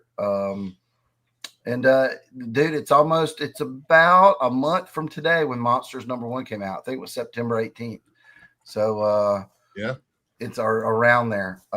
So yeah, it's been a crazy ride just in this year. So I don't know if you aware. I don't. You've been way too busy to read stuff in the Discord. But earlier today, Monsters #1 and 9/8 sold for over 1K. Wow. Oh wow. What version was it? It was the regular cover A. What? Oh, cover A, 1A. Cover Wow. A. And cover B sold for $650, I believe. So around $650. Wow. I figured one thing that happened in San Diego Comic Con was, it got announced in the King Spot panel that Monsters was optioned. And usually that sends prices up, too. But no one did a story about it, right? It was really weird. I think they kind of dropped the ball on that. Yeah. They should have just went to news media and told them right before San Diego or something. Mm-hmm. So I even have people in the comic industry writing me as soon as yesterday and saying, is this true? Has it been optioned? I'm hearing rumors. I'm like, yeah, of course, but no one's talking about it. Once that news gets more popular and out there, I think #1s are going to go up. Are you allowed to say who optioned it? I can't say the places yet because they want to release that information. Okay, but it's all like, let me just say, it's optioned through a screenwriter or producer, and they're taking it to, what that means is they take it to streaming services that you would know. Let me just say, it's big streaming services and other movie production companies that you would know, and trying that. And if that goes, if it falls through or something, I would know, by the end of the year, and then someone else might, option or something. So things happen like this, but you never know. It could go on the first try. You never know. Because right now we are very popular. We're selling a lot of books. Yeah. And it looks like we might have the number one book with Monster and the Wolf, which would be crazy to think that would be the number one book in all of October, but it might be. We're hoping. We was hoping to get 100,000 units out of it. I think we're going to get that easy. Now that I'm hearing everything, which the highest we've ever sold was 80,000. So right there, we broke records for us. Was that issue 3 or 4 of Monsters? That was issue 4. And then we went down to about 10,000 or so units the next month because the whole diamond thing took effect, right? You couldn't, so we had to move everything over to lunar. So right now we're in the 50 something, middle 50, high 50 range versus in the 70s range. And here's why: because we used to have 8 covers, right? When everything was going normal, we had 8 covers, 5 normal covers, a foil, a metal, and an incentive. They made us go down to 3 covers, and then 1 incentive. So you can see if we still had all 8, we would actually be doing better than the 80. We'd be doing higher numbers. So we're trying to get that back. Maybe we can do 4 covers in the future. That would be fun because, and I still want to do an incentive and stuff. But that's the only reason that it went down at all. But we're still doing great numbers in our other printings. Like I think it was number 5 or number 1 5th printing. I think did over 20,000, something like that. Wow. It was which is crazy because number 1, when it first sold, altogether only sold around 9,000 and something units. Yep. And then again, those number 1s are hard to get. There is a lot of number 1s. Of course, there's also 2nd printing, 3rd printing, 4th printing, 5th printing. But if you go on League of Comic Geeks, they show you all the covers. There's not that many number 1s. There's only 5 normal covers. And then there was 5 normal covers, and then there were store exclusives we did, which we did 3 or 4 of those. So there wasn't that many number 1s, first printings out there. So I've stopped. Did I hear you correct? Did I hear you correctly that issue 5 is the lowest printed between 4 and 6, and maybe printed around? Number 5 was still 5 is in the 60s, 6 is in the 60s. Like we're talking about high 6, so that was about 10,000 difference. Okay, it's enough. Not 10,000 altogether. Right, number 7 was the lowest because of the diamond thing. Because diamond now is almost, there is no numbers coming in because we were still getting in numbers from diamond. So now diamond, so everybody has to look for us over like at Lunar or Universal, which they do some stuff. We have distribution through them. But so number 7 was the lowest and I'm at a low, and I'm talking in the 50,000 something range. And then you're going to have number 8 will be the blind back. So that'll shoot it. That's going to be the highest. That's going to be the highest monsters, I would imagine. So definitely. So yeah, it was weird that happened. What's interesting with number 7 is I prepped for. I didn't know I was going to do the blind bag, so I went ahead and did Halloween type covers for 7. So because it comes out in September, so you'll have there's a Halloween 2 homage, there's a Halloween 3 homage, there's a witch cover with orange on it. It was the homage of an Adam Hughes cover of Power Girl. But it was from the Kickstarter. You might have seen it.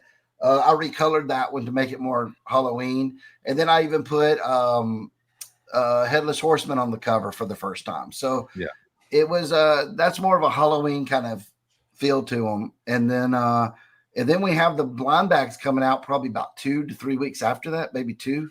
I think they're going to put out Monster 7 early, like in the middle of September this time. Okay.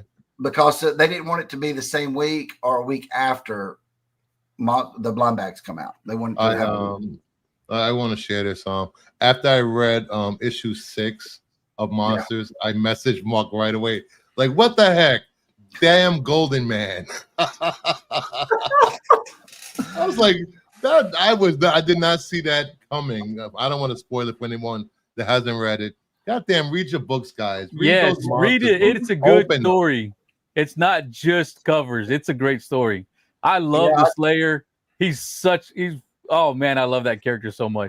Thank you. When I did the whole thing that you're talking about, which I won't get into, I did it, and I said, I was halfway during the book, and I was like, what would they not expect now? And then, then I did what I did, and I was like, and I felt bad, but you'll see what happens in issues later on. I kind of make up for it, but it's dude, it's so fun to do that though, where I don't have to worry about, is this okay if I do this to these characters? They're mine, so I can do whatever. And I like the Golden Man. You'll find more out about the Golden Man in issue 7, who it is, and all that. Because that's going to be one I think will sneak up on people. They didn't realize that when they first saw him. So have his backstory. And then 8, all hell breaks loose because it was the last issue of the Kickstarter. So I told him, I said, let's try to make that maybe an oversized issue in the blind bags, because maybe 30 pages or more, because I'm going to go and add a few more pages to it. And then it ends at a cliffhanger, because I didn't know if I was going to get to do 9. And then when 9 starts, I resolve some of that stuff. But I can't wait to start doing that full time. I'm on Spawn right now. Was working on Spawn earlier today. I'm on 4. I got to get through 6, but I'm hoping to get that done here. It's a 6-issue limited series. 6-issue limited series. I asked them the other day when they're kind of focused on putting it out.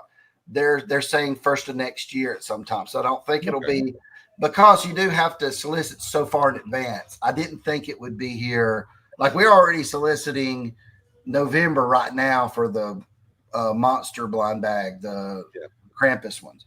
So I didn't know if they would put it out in December, but they can't really, because I have to go ahead and do the covers. So we were talking about what covers they need and when they need them. So I'm thinking first of next year, which is not a bad time when, January, February, March, somewhere around in there would be nice. And then it would last 6 months. It'll come out monthly. So I can't wait for that. I think that's going to be huge. I love what I'm doing over there with it. I love the characters. And then it's back, like I said, moving over back to Monsters. And then we'll have Monster and the Wolf number 2 and 3 coming out as well. Which I guess that if it comes out every other month, it would come out in December and February. Yeah. So, and that's an interesting book. I was telling somebody tonight. I'm hoping. I think didn't you read number 1, Bruce? Yes, I did read number 1. I thought it was great. God damn it, Mark! Telling everybody I read issue 1. Yeah, sorry about it. Don't give away that when they write you now. But that. Okay, when I let you read it, I was thinking, okay, hopefully it's at a good level, like maybe it's a 5 out of a 10. And then all this pressure of now it might be selling 200, 300, 400,000 copies. I'm like, I better go back and look at that, make sure. I might have to add a few things. But you don't want me reviewing the comic, be like, I love the art is good, but the story is lacking. I expect more from Mark. See, that's what I worry about, because that's what will happen. People will be like, yeah, the blind bags are neat, but if you read the story, it's just okay. So you want it to be a killer story, which I got in there what I already have in there, but I could add, or I could change a page or two, or I could add a page or two, if I need to. But I think it works out pretty good. But it also needs to be consumed with number 2, and you'll see how they mirror each other. So people would wait and read that one, but there'll be so many number 1s more than there will be number 2s, right? Because let's say they sell 200,000 of them. Number 2 might be ordered 50,000, 60,000. You know, we don't know. So I have to ask you also, when Monster and the Wolf hits the stands, the stores, will you stop the regular Monster title until after that story is told, or will they be running concurrent? Running concurrent. Okay. So you'll have Monster and the Wolf in October, Monsters in November, Monster and the Wolf #2 December, Monsters 9 in January, Monster and the Wolf 3, and so on until Monster and the Wolf runs out, and then we just keep going with Monsters. Unless something happens, I can't get 9 done, but I really have 9 halfway done already. Yeah. The only thing that would cause a problem is I need to get Spawn 77 done.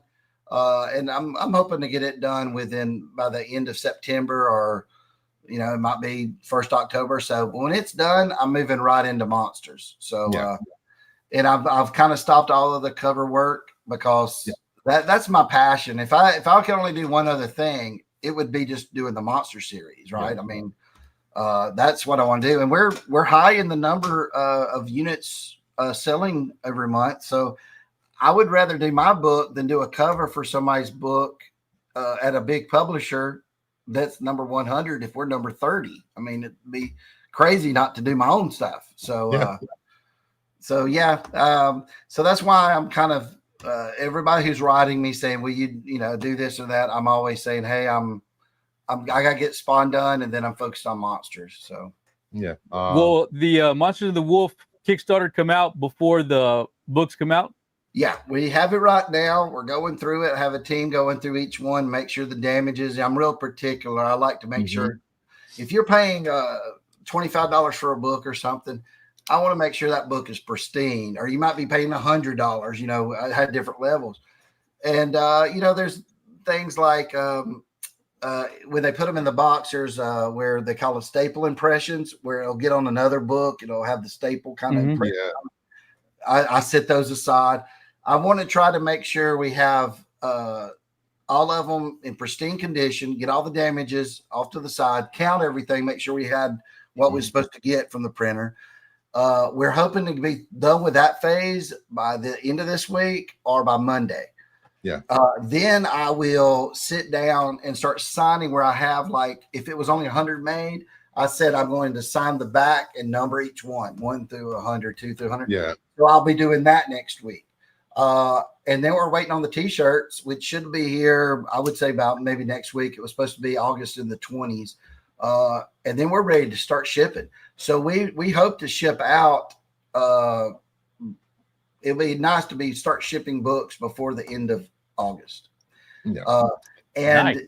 I have a good team now where we was able to ship out like 300 orders in 1 week. Oh, wow. Where the Kickstarter's bigger. You're going to have bigger orders, but we'll assign one person to that order, right? Because one person might have 5 orders where they order from different accounts, So we're trying to combine all that, but we got a good team in place that I trust, and we're going through it, and is exactly what I was hoping we could get to, where we could ship all these with no problem. So that, and we got the trading cards still being printed right now. Tonight they redid a box. The small box is going to look like a coffin now. And I got to go back in there and redo the what artwork's going to be on it. So I'm kind of thinking, do I want it to look like a coffin, like woods around it, or do I want it to look like pictures? So I got to figure that out. But I got to do that, and a printing plate list tonight of what the printing plate names need to be. So that's like 400 plates. But other than that, they're already printing the other stuff. So we should have that. We talked about September, so maybe about a month from now we would have that. And right when we get the trading cards in, we're shipping them right out, because there's no weight on that. You don't really have to check for damages because they're already sealed in a box and everything. We just start shipping. So, I heard you say earlier that you'll be shipping my order out first. Thank you, Mark, for saying that. But I know, seriously, do you have an official count of overall books for the Monsters and the Wolf Kickstarter? How many books were printed all together. I do. Let me look at that real quick. You're getting some breaking news, guys. Breaking news. Yep. Because comic book collectors like to know numbers and print counts and how much everything is limited. So while Mark is doing that, please guys, like, subscribe, hit into the giveaway. There's a witch foil up for the giveaway. So on the print count of everything, it was 6,141 comics to be printed. Oh, I went in That's though. low. Yeah, it's very low. But I went in and I did percentages on everything to where I would add like 20 more to everything. Like if it was 200 print run, I had 220 for damages because I didn't want to wait for them to fix it. I was just going to eat the cost, right? Yeah. So it came out to be 7,049, but we already know they've been going through it. There's damages, right? Yeah. But they're within the margin of error, basically, like within 10%. So we're still golden. If something happens and it dips below that, I will contact the printer and get them to print those that are damaged, and fix them. But hopefully we stay within that margin and we're okay. So I learned that from last year. Last year I didn't know any better. I printed exactly what was to order. And when I got them, they were like, "Oh no, half of these are damaged or something." So it delayed it a month. So this year we had everything on schedule. We were doing really good, but the comics sat at a freight place where they had to bring them out in pallets. Yeah. It sat there for about 3 weeks, and it was near me, like an hour from me. They just would not deliver them. They just kept saying we're too busy. So that put us back because we would actually probably already had them everything signed, numbered, and everything ready to go. So that put us back a little bit, but I think we're doing good. And the goal is they'll be in your hands before you go and get your blind books. That's what I want. So Nice. That's good. And you're always working on the next Kickstarter. When I do that, I try to fulfill this one and make everybody happy because I want them to go back, and do another Kickstarter with me. Right? If you don't get those out, they're like, Mark wasn't good at getting those out. So I'm going to try to. There was a big thing with I'm not going to say who. The books came out, hit the newsstands before people got their Kickstarter books. Now last year when Monsters 1 came out, we had a few that hadn't got theirs, but it was usually people that didn't give us their address, till too late, where they went, "Oh, I remember now." So we tried to fulfill all those. Now we have some that I think we had a CGC option on. Those will probably, and those could be a little bit delayed, right? Because that's CGC. We're going to fast track everything though. So hopefully that's 3 weeks. But dude, I fast tracked stuff and got it in 2 months at CGC before. So you can't tell. But I just heard from Spencer's today. The t-shirts will be in stores before Halloween. Oh, so good. I'm thinking next month in September. If you check your Spencer's, I gotta go check. I have a request. He has to go check. I have a request from a certain New Yorker that I'm kind of friends with, Domtober. He wants to know where the hell is his Boba Fett cover? Oh man, I'm gonna have to sit down and draw you a Boba Fett cover, Bruce, just for you, and put this is Bruce's. Where's Dom? I keep showing up to all these shows, and Dom just ghosts me. He never's around anymore. Dom is paying off his San Diego Comic-Con trip, so he's working 3 shifts. Well, I understand that. Yeah, he had a great time out there. He was hoping you were coming to NYCC because he's going to be there. But I told him no. We're still looking at maybe MegaCon, but we don't know. But yeah, for as far as this year, I've shut it down. I'm not going because I got just too much work to do. Maybe MegaCon, but I know for sure Huntsville next year. But I'm still talking to them about MegaCon. Well, like I told you last time, I'm selling my tickets to NYCC since you're not going, but I'm keeping my Thank you. MegaCon tickets. There you Hopefully go. you go there. Yeah, and I want to talk to Todd to see if he's going, because that would be a great chance to do something with Spawn 77 when I'm down there, if it comes out around that time. So, Barbarian Kung Fu has a question. Is there some sort of chase that is going to be possible in the bags? And if so, can you say what it is and what the ratio may be?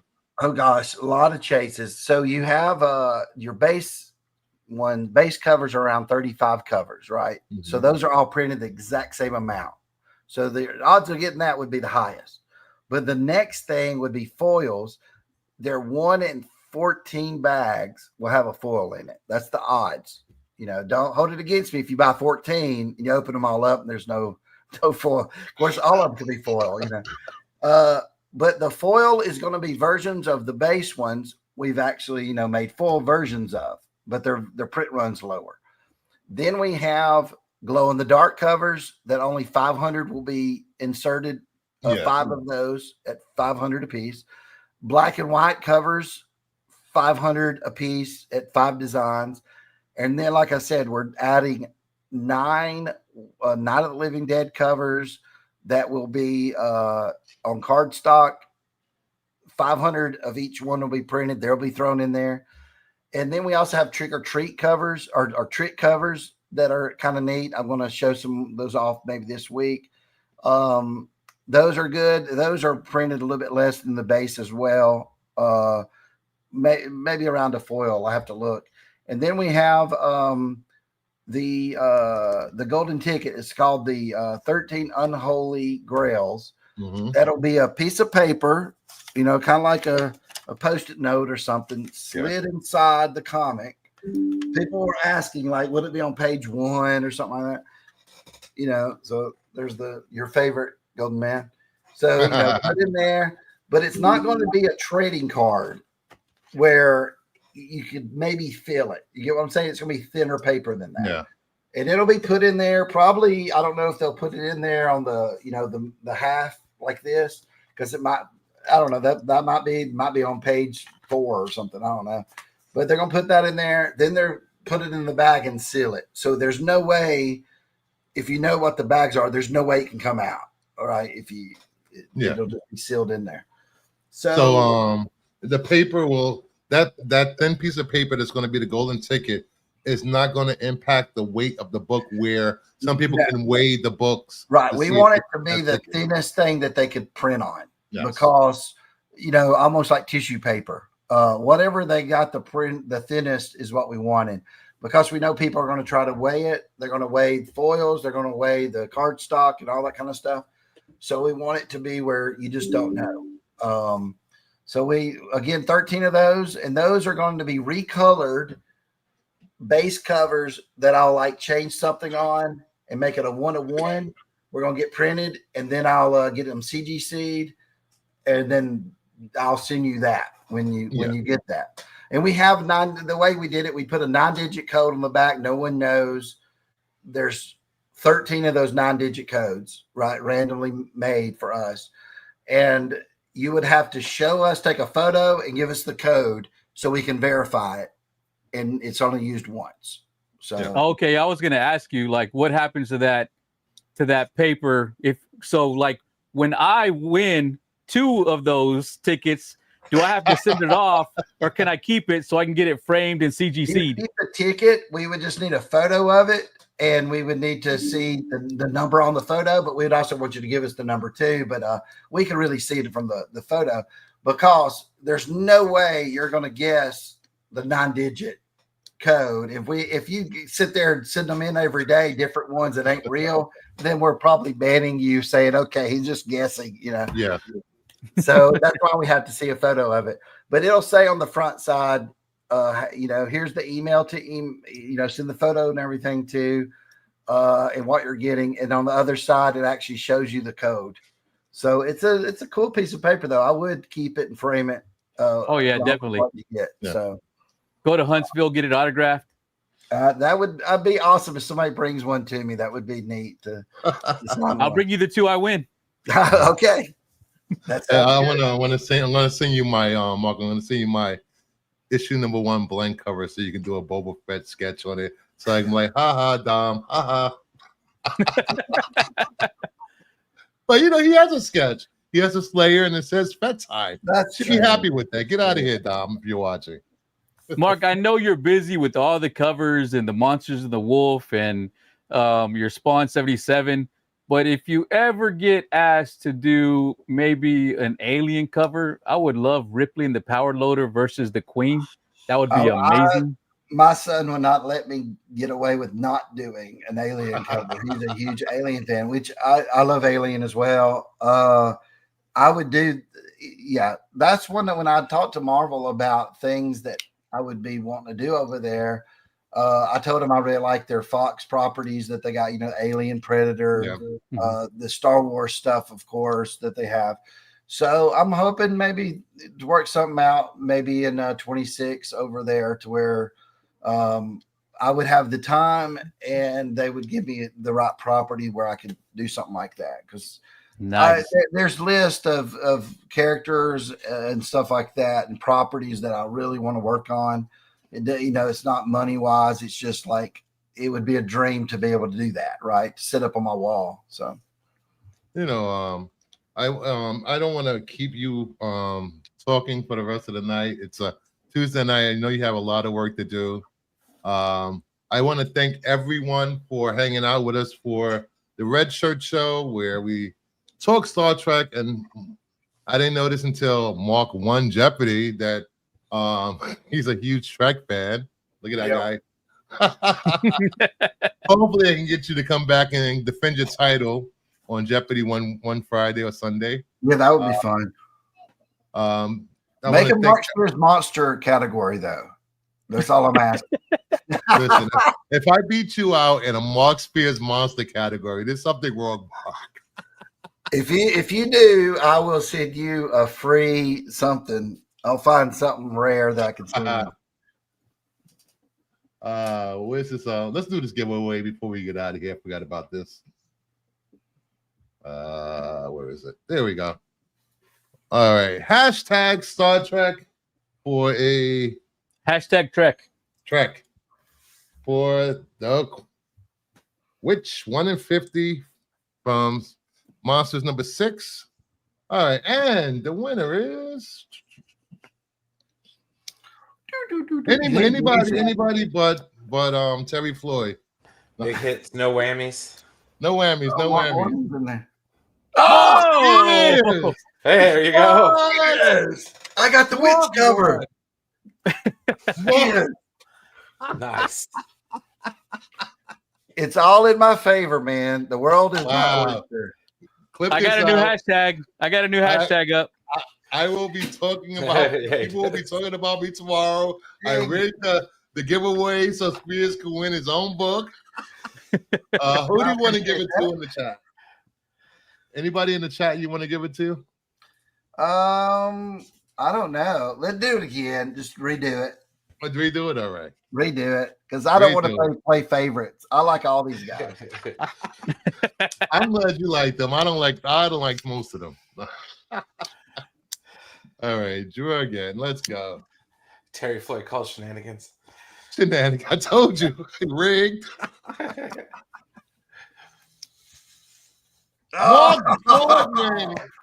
Awesome. Congrats, Mark. I will reach out to Mark. 2 marks all on the same night. Let's remove that. And also, I want to thank everybody. Last week we did a claim sale to benefit Kyle and his family. We raised over $2,000 in claim sales. Nice. There will be another claim sale this coming Saturday. I haven't decided the time, 8 or 9 p.m. Mark has graciously donated some signed books for the claim sale. Those will be available to claim on Saturday. So make sure you're there. Also, hit the like, subscribe, and keep your eye out on Mark's website. What's the name of your website, Mark? You don't know you can give me your own website, Mark? It's markspears.store or markspearsmonsters.com. There you go. Yeah, everybody's been asking about the Tin Man. What's the Tin Man? I don't know. Now look at me. He might drop this week.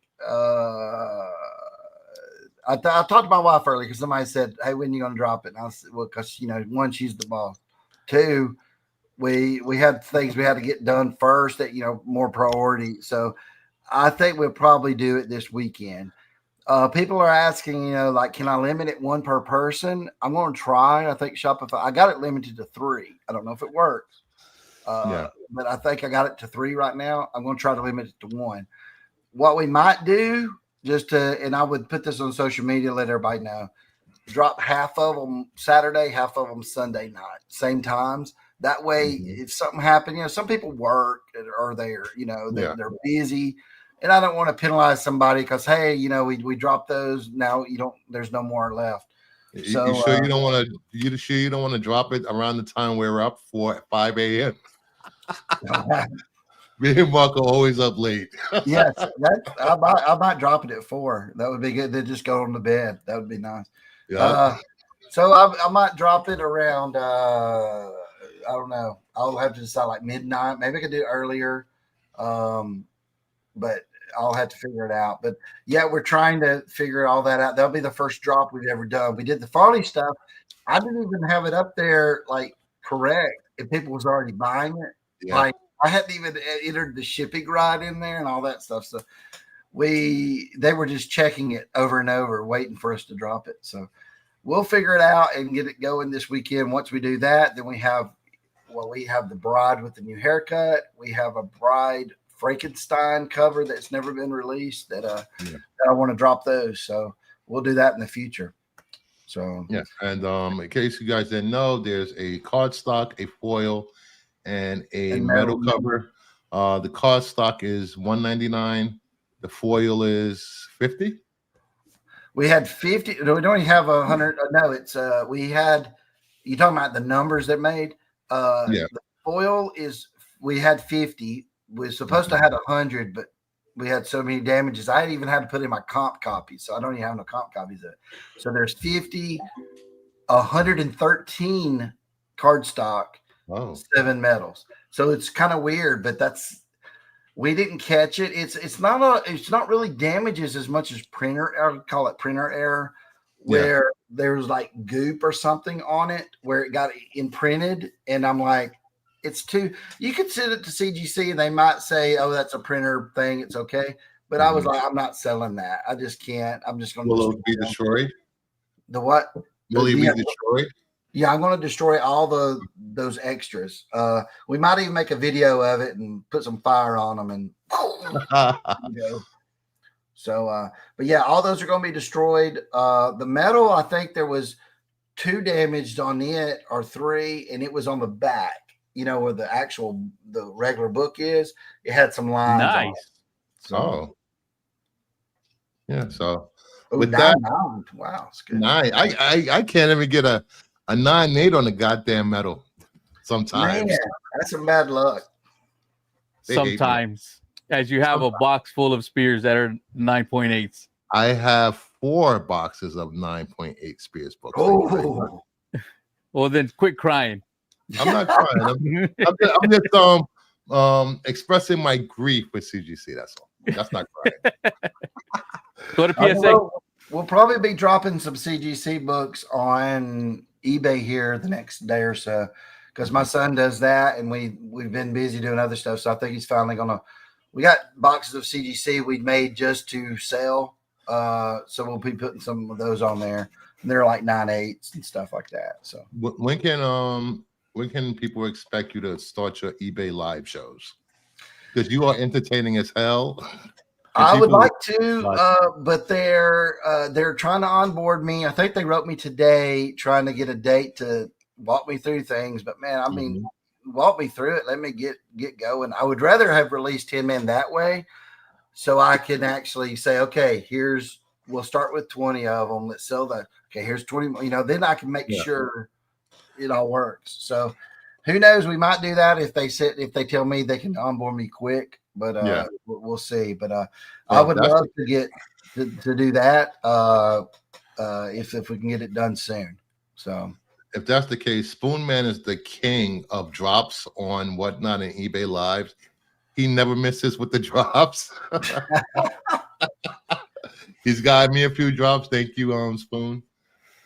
With that, I will see you guys. What's today? Tuesday. I will see you guys Tuesday. Friday for the Jeopardy show. Then Saturday for the charity claim sale, and then Sunday for the other comic book show. The greatest comic book show on Sundays. Thank you very much. Where we do quality work and we keep it real here. So thank you, Mark. Thank you, Brian.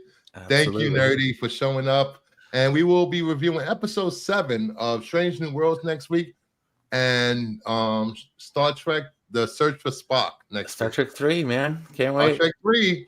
So, Mark, you are welcome back anytime to any of my shows on the channel. buddy. You know that. Just message me or call me. Just don't tell people that I read your goddamn books before they did. I'm gonna get a lot of hate mail because of this now. I already messaged you, Bruce. I already did. It's like I'm stealing. You have a You just don't know it. Oh, And, man. and shout out to actually, let me do this. Shout out to my good friend Mr. B. You know who you are. He sent some great books for the claim sale. He sent a Whitman Star Wars #1. Wow. He sent a J. Scott Campbell signed Witchblade from San Diego Comic-Con. He sent this Embrace embossed foil Pokemon cover, which is amazing. Gotta catch them all. Sent the Turtles #1, first appearance of Janica.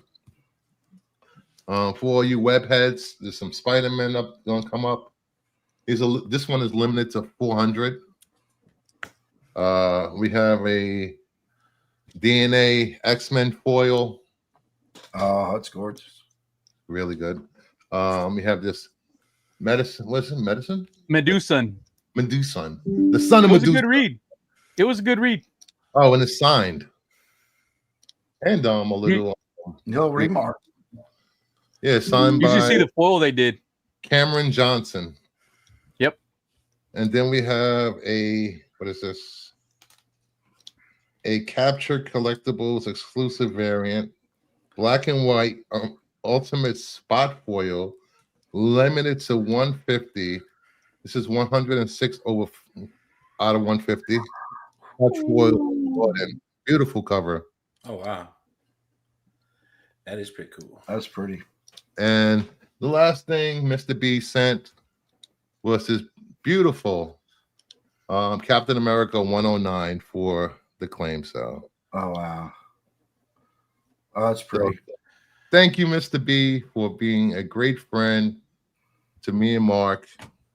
And hopefully I get to meet you, convince you to go to Baltimore also. I'm trying to get everybody to go goddamn Baltimore. Come down here, man. Don't make us go up there. You come I'm down going here. down. I'm going down there for Huntsville. Huntsville Okay, next there year. You we know go. that.